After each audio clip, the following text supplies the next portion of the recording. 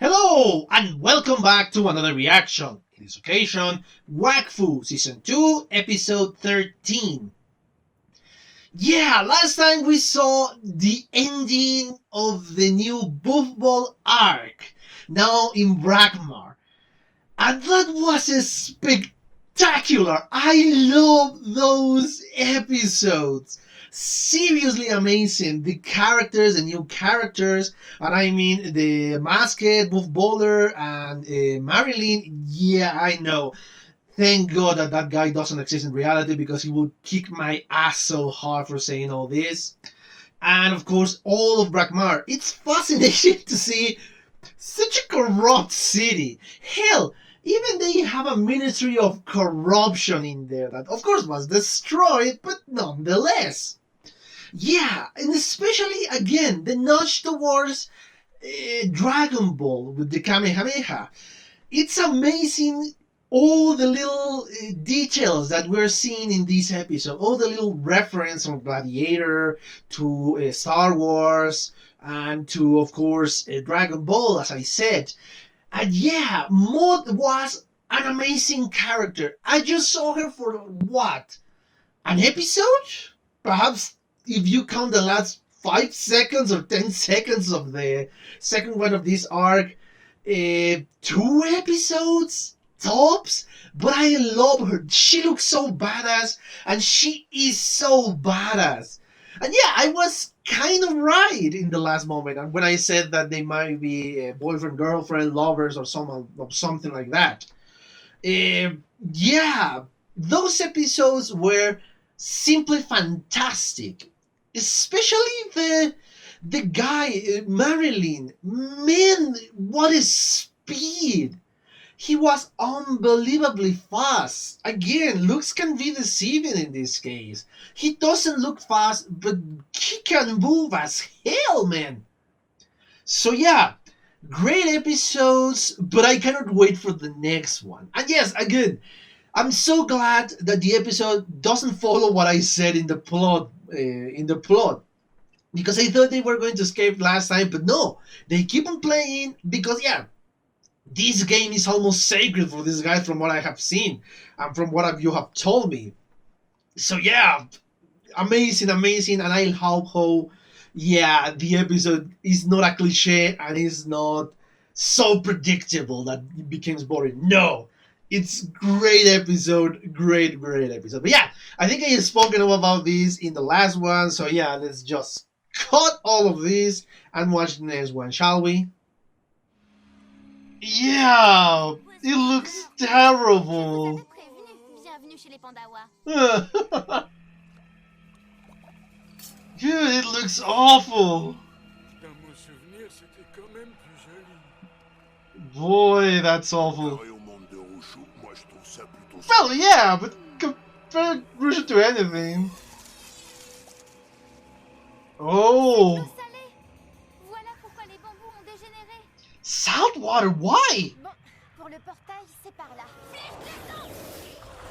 Oh, okay, they are more dangerous. Yes. Oh, you need to run now. There's the. Okay, what the hell is going on here? And the portal is not going to be working. I bet. Oh. Oh, if they cross them. Oh, crap. It's the only one who is not been transformed? No, Hugo is still here. Okay. You need to run. No, no, no. Oh, no. Oh, no. Hugo too. But how the hell are they going to... Well, how the hell... She is going to make them feel better? I don't know. Oh, no! What? Everyone? Everyone? No, he has to be immune or something. Oh no! Somebody come to the rescue, okay. Oh, the music. Oh no, she's transforming. Oh.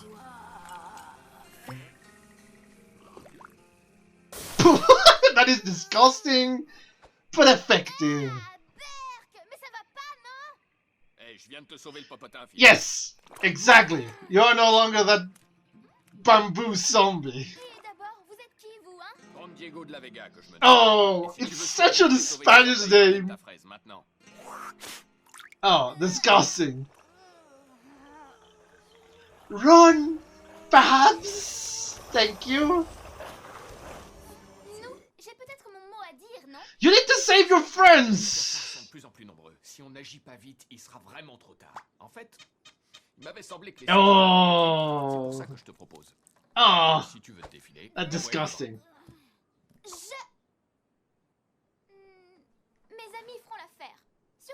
What? Oh, seriously, Amalia? Amalia. Oh, that is disgusting. Oh, that is disgusting, man. Oh, oh, sorry, but I feel like disgusting. Oh, oh. There is nothing to clean now.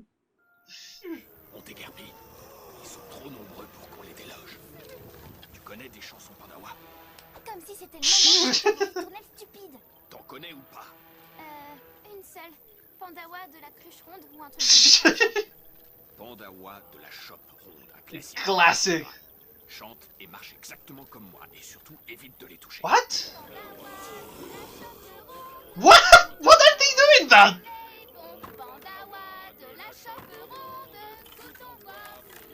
Oh, of course! They are Pandawas! They are dancing to the music! Of course! That makes sense!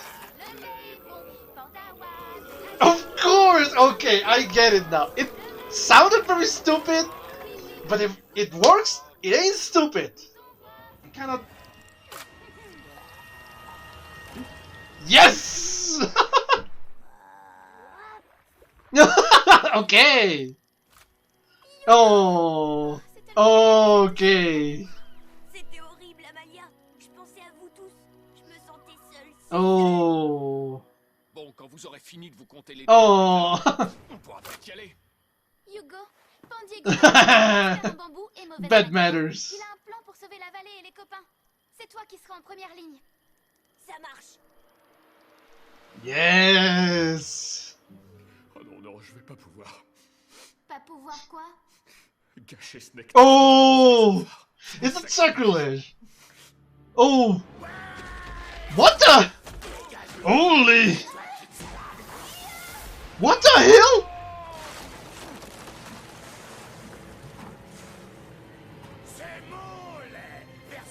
Oh. Calmez-vous, vieux fou, vous allez attirer. Yes. Il est sourd comme un pot, c'est pour ça qu'il hurle. Holy. Yes. Yes, Hugo. You need to restrain him? Yes, because you need to use that milk. Lui, le propriétaire de la cabane. Eva. Hugo, avec moi. Oh! Yes! 2 more people!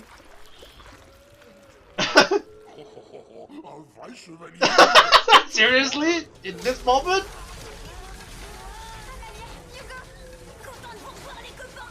Hugo, qu'est-ce que... Prenez ça et faites comme moi. Yes! Just fight! Non, ouais, comptez pas sur moi pour utiliser... Dude! Un chevalier ne se bat pas avec une gilet. You need to Pandiego, ressort. Tais-toi et fonce. agree! Just Allez, papa, avancez. shut up and do it! Ils sont trop nombreux.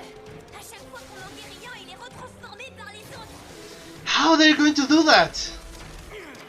Oh crap! Oh crap! It just refill it, man. Oh really? What? Okay, yeah, it's the original bamboo. That's true. But how are they going to change all of them back?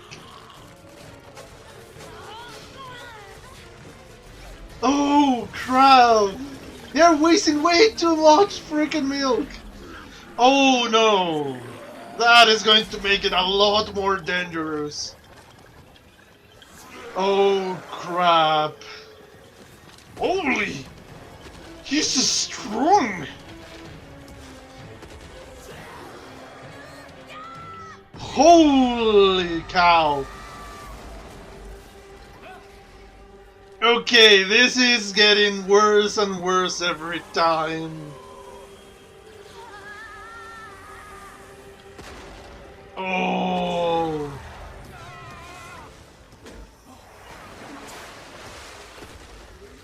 Oh! They cannot touch them because they are in the milk, but that is going to run out pretty quickly. Ils sont trop nombreux. Il faudrait tous les toucher d'un coup. Je crois que c'est fichu, ami. Non, c'est pas possible. What? What is she going to do?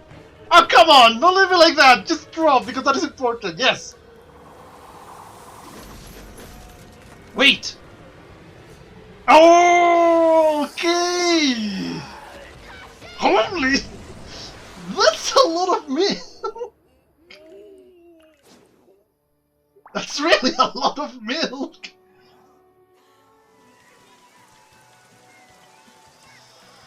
Oh, and everything is back to a beautiful green.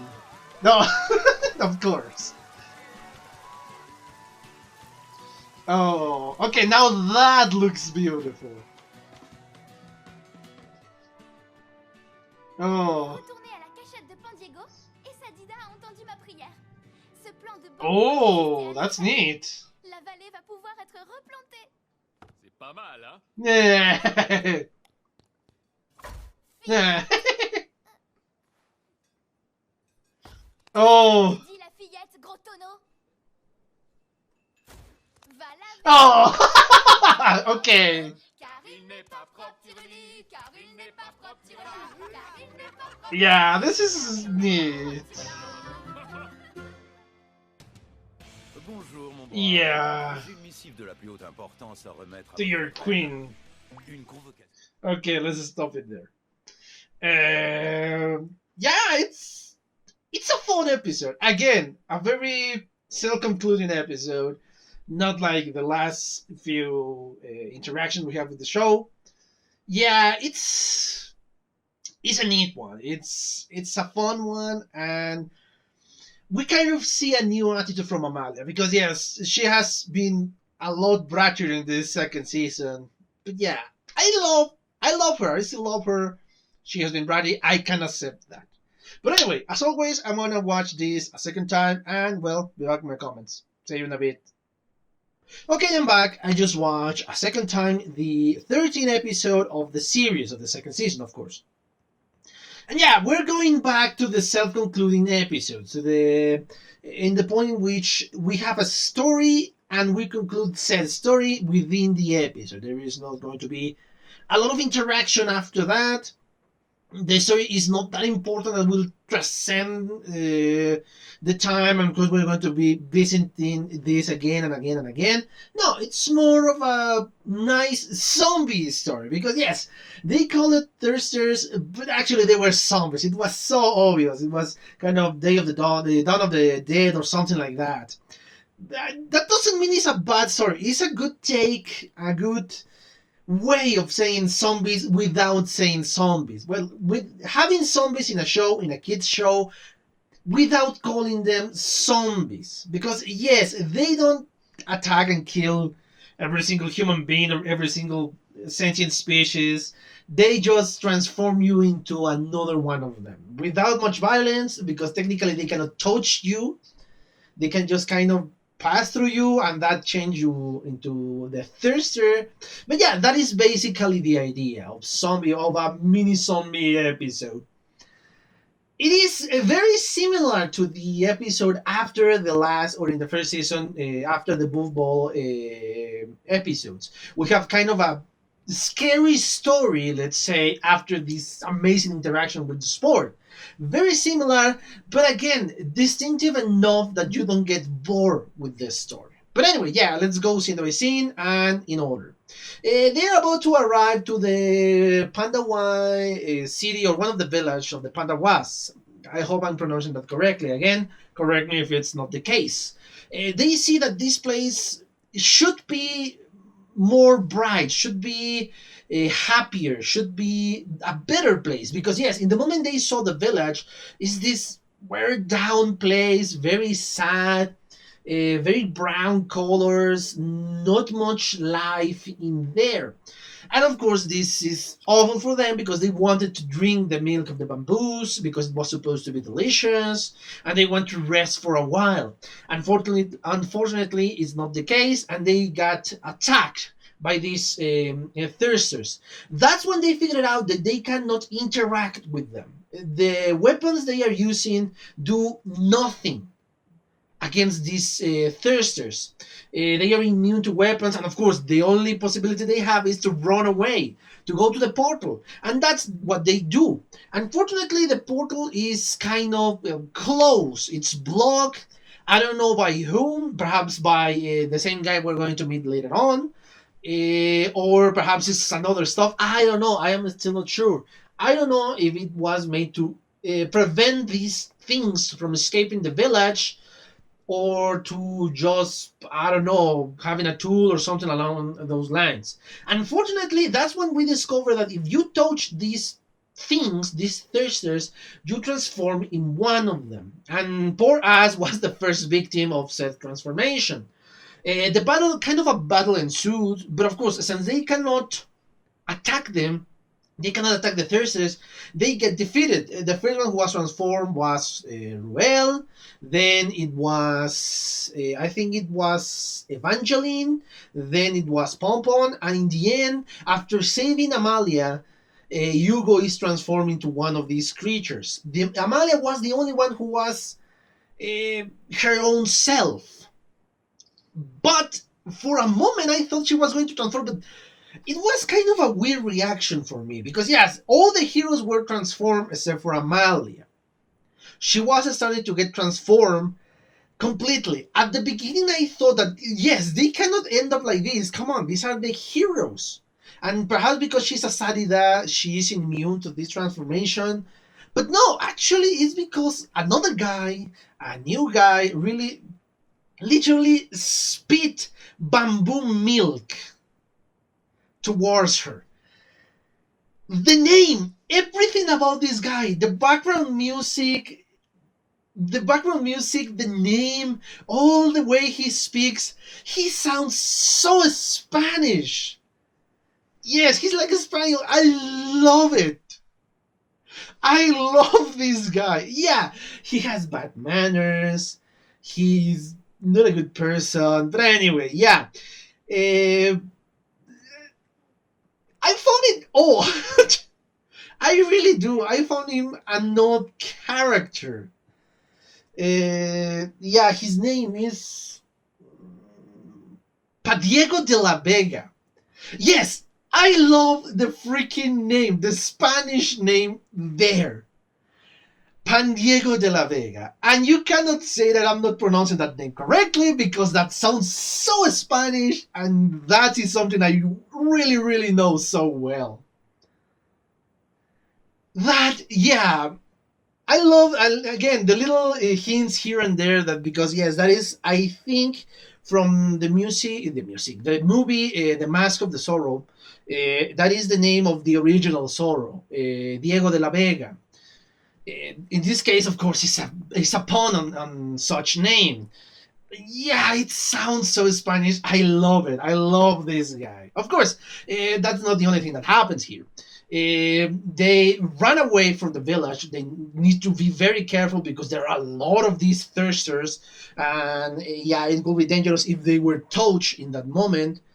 They run away and go to the place of this guy of Pan Diego.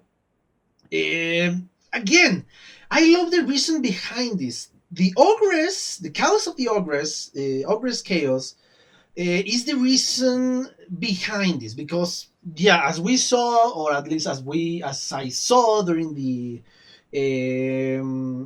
special episode that I already record, the one from Noximilian, sorry, I forgot his name for a little bit.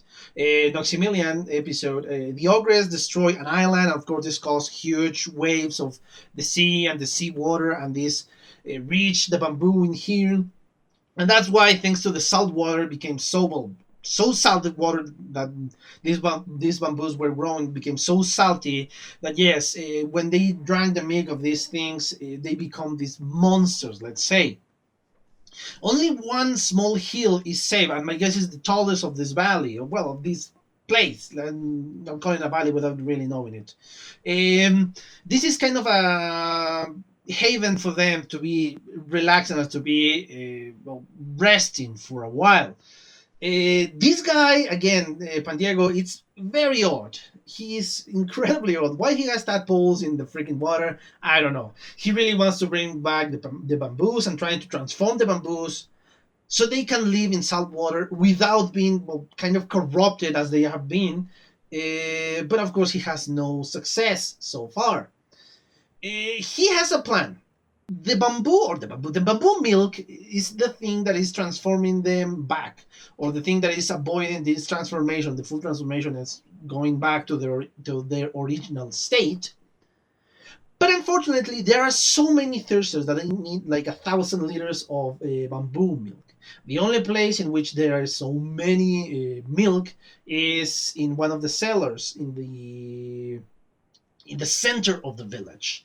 So they need to avoid all the thirsters, all these enemies, so they can reach the milk and they can change them back. Of course, it's a very dangerous job. They need to distract some of them so they can enter the cellar. There are only two people that are not transformed in this moment.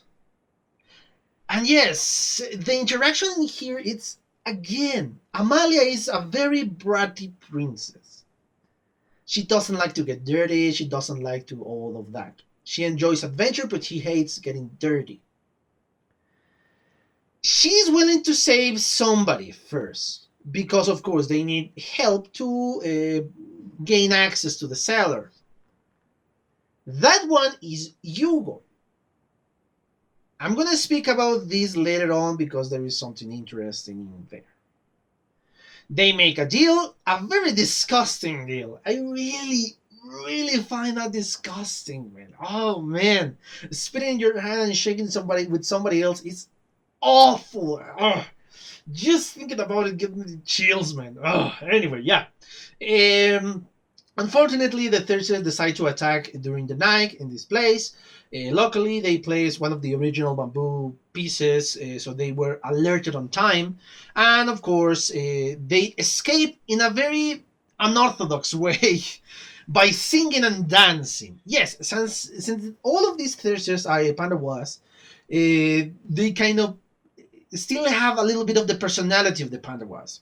An original song or a song from them, and they just start to be happy and dance and all that jazz. And of course, that helps them escape because they are distracted enough so they can run away. They reach their goal, in this case, finding Hugo. And yes, I love, again, how you see the personalities of the heroes that we're following in this place. Ruel trying to grab a coin, he can't. Pompon and Evangeline kind of trying to interact with each other, but they can. And Hugo in a building with us, watching pictures drawn by a kid. I don't know what is the meaning behind that. Perhaps there is no meaning behind it. I'm reading way too much, or perhaps he missed a family or something or another. I don't know. I'm really not sure what does it mean.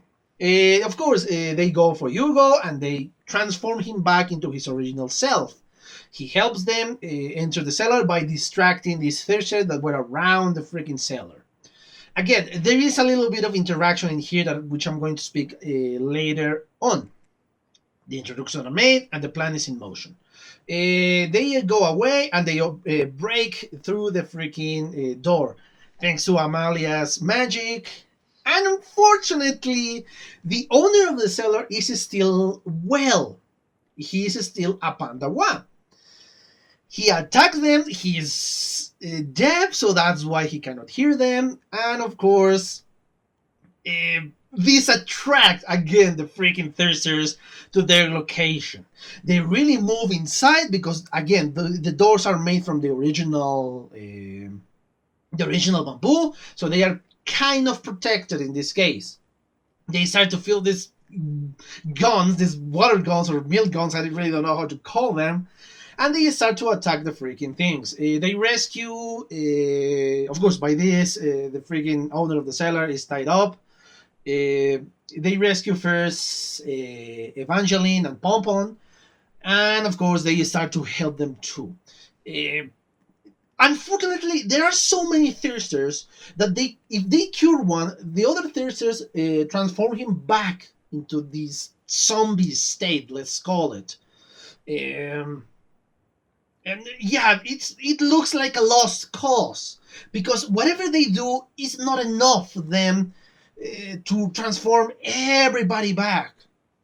And yes, they start to break the door thanks to the massive Panda one that, well, is transformed again by the touching of these other thirsters. And he's incredibly strong. It looks so freaking cool, I have to say it. For being a zombie movie, or for being a kind of a zombie episode, it looks pretty cool, to be honest. That huge Panda one transform. Um, Again, the others are transformed back because they were touched by all the amount of freaking thirsters that are there. But Amalia has a good plan. He throws the seeds of his little dolls inside the barrels, and they spit a huge amount of bamboo milk. And I mean a huge. I cannot believe it, the amount they spit in that moment. And this cures the people that are near the cellar. This helps them, of course, so they can cure the rest of the valley, of the rest of the village. And I love the way they do it. They send the dolls into the sky very, very high, thanks to the portals of Yugo. And yeah, everything is fine and dandy. The valley or the village recover his green and this beautiful green that it originally have. And yeah, the panda was are transformed back into their own selves. And luckily, uh, Amalia brings a bamboo that is capable of growing in salt water without losing, without transforming the rest of the people who drinks the milk of said bamboo into zombies. Because yes, they are basically zombies. Yeah, we saw that thanks to one of the tears of Amalia, because when the moment it was dropped in the little, I don't know, I don't know how to call it, flask, whatever that thing was. Uh, yeah, that's why. Thanks to the tears of Amalia, very Disney-ish that moment, very Princess Disney in that moment. Kind of fitting, let's say. The last scene is, of course, this happy dance between Pandiego and, of course, Amalia. Yeah, it's a very happy ending, but again, a self-concluding episode. A good one, a very fun one. I think he did a better job on creating this tension than the one who is very similar to this one in the first season. I think it's better, which is of course great because we are seeing again improvement in the animation, improvement in the episodes. Now, the little scenes I want to speak about. First, the action-packed scenes. I love how Pompo doesn't like using a weapon or a long-range weapon or this what he considered a garden tool to fight. Of course, he's pushing towards this fighting style because that's what they need.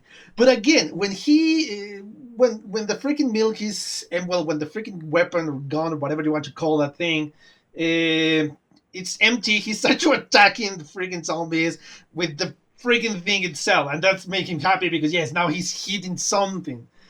Yeah, I love those little moments of personality that we're seeing in those small scenes that really It shouldn't be important, but it's important in the construction of a better character, let's say. Another thing I love, again, the interactions in behind the scene.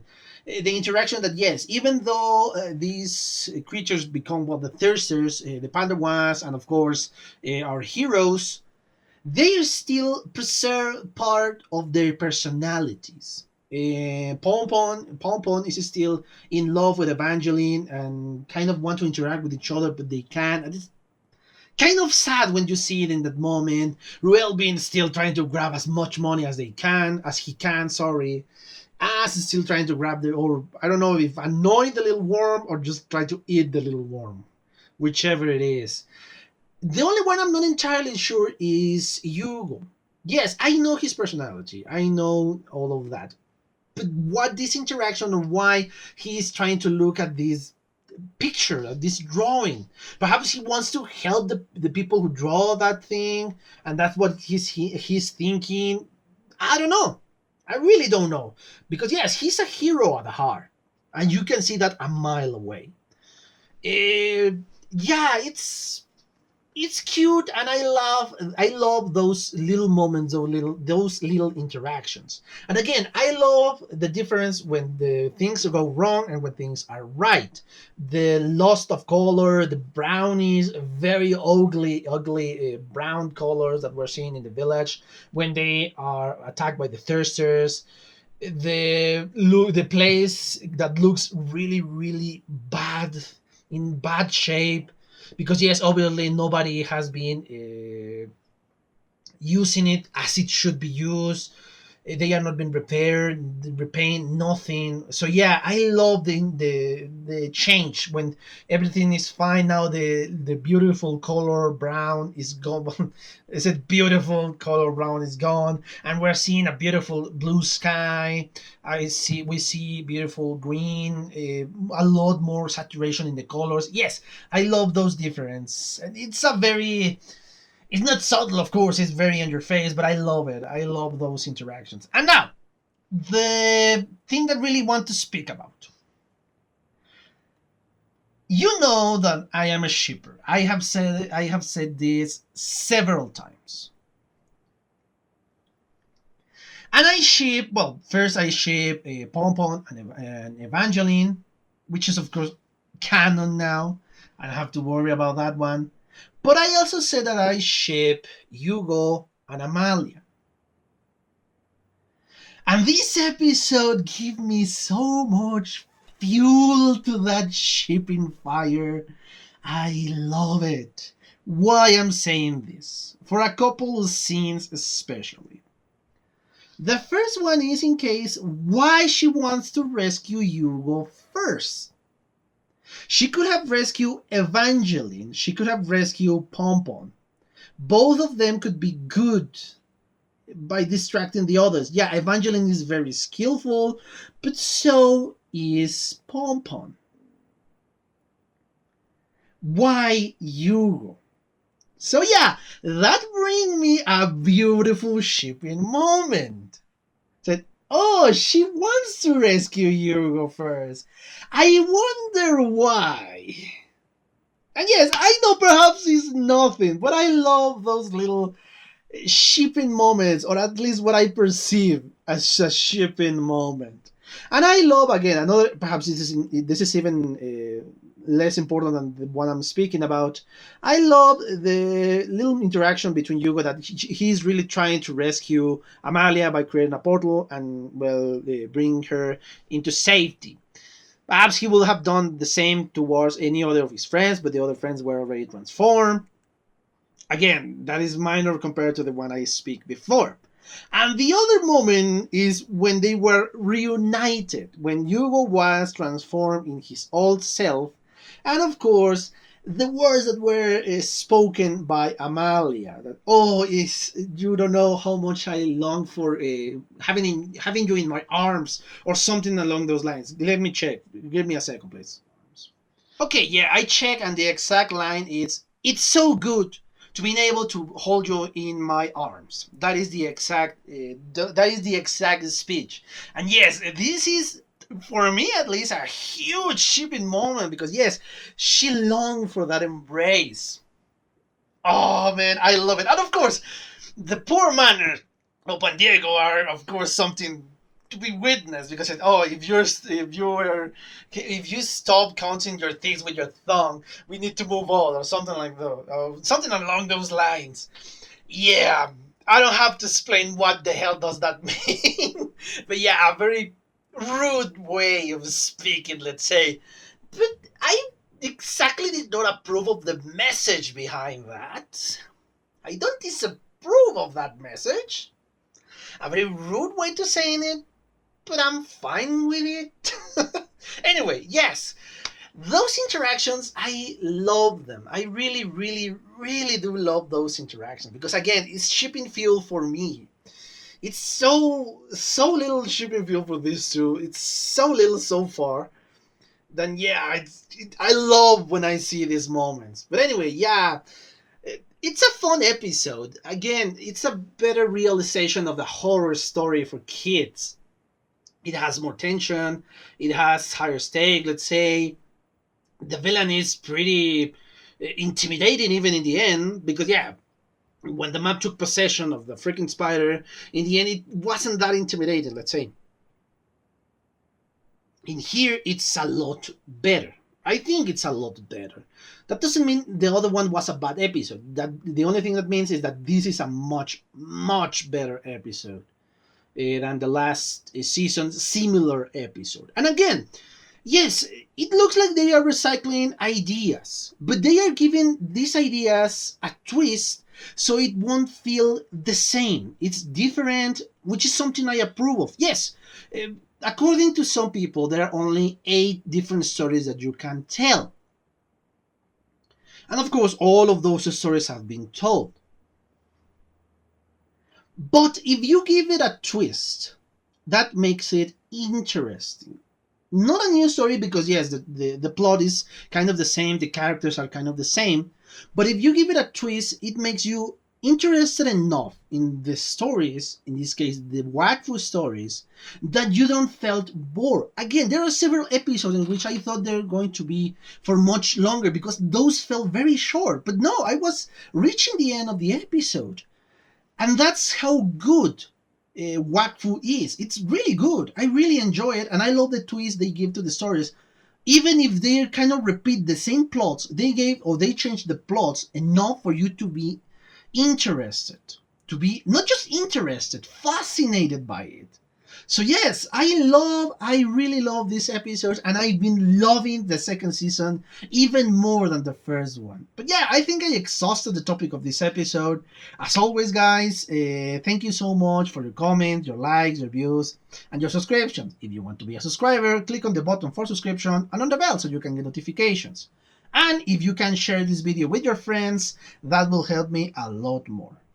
So yeah, oh yes, before that, I forgot to ask you a question.